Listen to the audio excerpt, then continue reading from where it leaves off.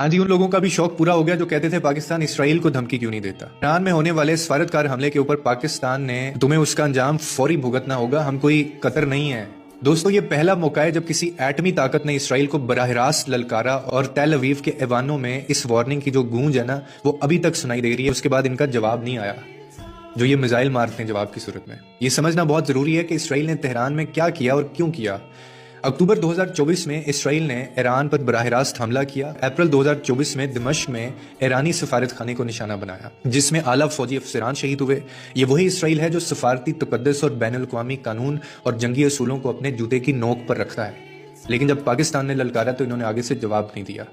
ये बदमाशी पता है क्यों करता है? क्योंकि अमेरिका की जो छतरी है वो इसके सर पे मौजूद रहती है और जो हर जुर्म को वीटो का नाम देते हैं। इसराइल की ये जो जुर्रात है ना, मैं आपको बताता हूँ ये आती कहाँ से। अदादो शुमार पता है क्या बताते हैं कि अमेरिका ने 1948 से अब तक इसराइल को 300 अरब डॉलर से ज्यादा की इमदाद दी है और सिर्फ 2023 से 2024 के दरमियान 18 अरब डॉलर का जो असला है वो फराहम किया गया। अक़वामी मुत्तहिदा में जब भी फलस्तीन के हक में करारदाद आई, अमेरिका ने वीटो इस्तेमाल किया 39 से ज्यादा मरतबा। ये इमदाद नहीं, ये खुली शराकत दारी थी और ये एक नस्ल कशी थी। इसको आप जंग भी नहीं कह सकते। गजा में 50,000 से ज्यादा फलस्तीनी शहीद हो चुके हैं और इनमें से 17,000 से ज्यादा बच्चे हैं और वर्ल्ड फूड प्रोग्राम के मुताबिक गजा की जो पूरी आबादी है वो शदीद ग़िज़ाई बहरान का शिकार है। इसी तरह शुमाली गजा में कहत की सूरत हाल भी बाकायदा रिपोर्ट हो रही है और इसकी तस्दीक भी हो चुकी है। इन लोगों ने 500 से ज्यादा डॉक्टर्स और तिबी कारकुन शहीद किए। 30 में से 31 अस्पतालों को इन्होंने तबाह कर दिया। इसीलिए ये जंग नहीं है, ये नस्ल कशी है। अब आ जाते हैं पाकिस्तान की वार्निंग की तरफ वापस।